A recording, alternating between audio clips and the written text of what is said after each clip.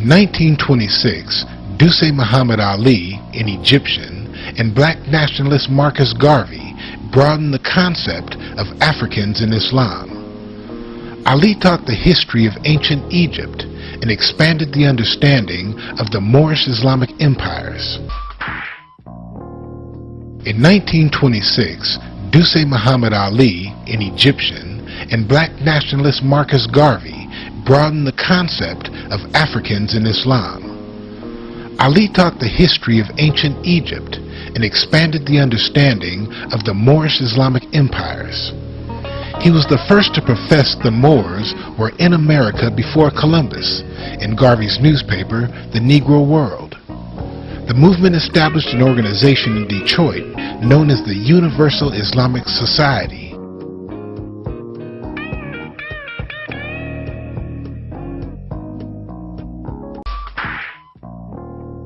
In 1926, Duse Muhammad Ali, an Egyptian, and black nationalist Marcus Garvey broadened the concept of Africans in Islam. Ali taught the history of ancient Egypt and expanded the understanding of the Moorish Islamic empires.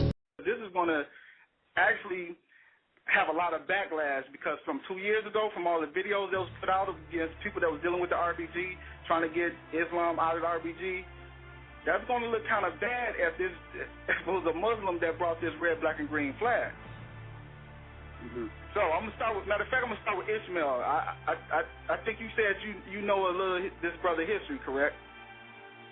Yeah, Duse Muhammad Ali. He was one of the people who was influential in some of the development of Marcus Garvey as far as setting up like printing presses and some of the businesses that he did.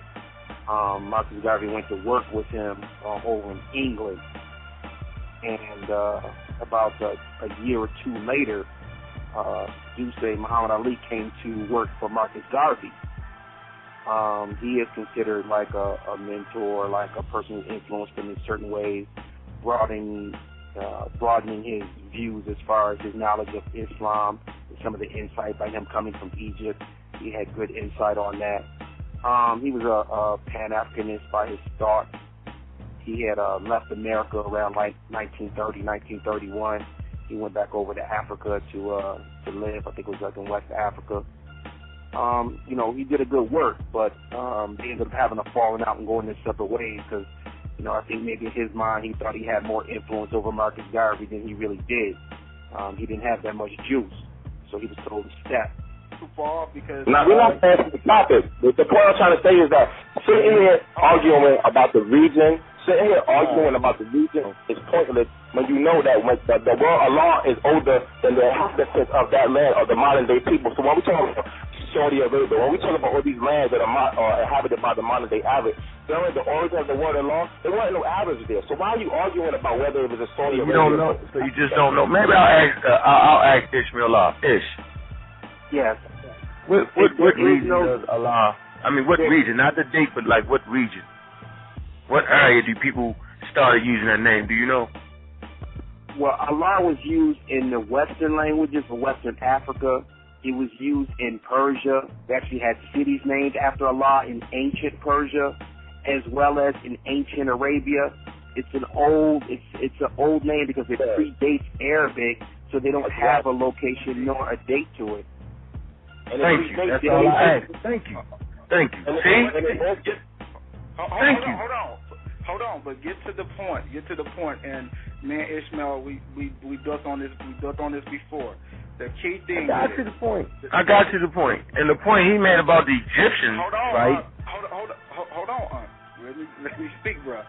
Ishmael, those people you speak of, especially in what they was calling Samaria, were they not considered black people? Yes, they were. Yeah. Mm-hmm. That's my point. So it's pointless. That's why I said it's pointless. That's why I said it's pointless to argue because Unc wants to argue. He wants to argue. Hold on, bro. Let me make my point. He wants to argue Africa. I don't want to argue. I don't want to argue, brother. I do not want to argue. When you argue, you can't. Man, I asked Ish a question. Is me and Ish arguing? Did me and Ish argue? I asked him a question. I'm trying to learn like you're trying to learn. I know you think you know everything, but you don't. I asked this man a question. In the book, Destruction of Black Civilization, that's what Chancellor Williams is talking about when he's talking about the black Sumer. That's the Sumerians that he's talking about. Like 6 months ago on this show, I said in one of his books, and I think it was The Destruction of Black Civilization, he said that the people from there was able to mix in because they looked the same like them. You know what I'm saying? And when he was referring to some of the people that he was calling Asiatic, that's who he was talking about, the ones with the kinky hair and the dark skin that looked just the same. He was only able to tell the difference between them and what he was calling Africans when they spoke because of their tongue, where they pronounced words was different. Other than that, they was able to slide through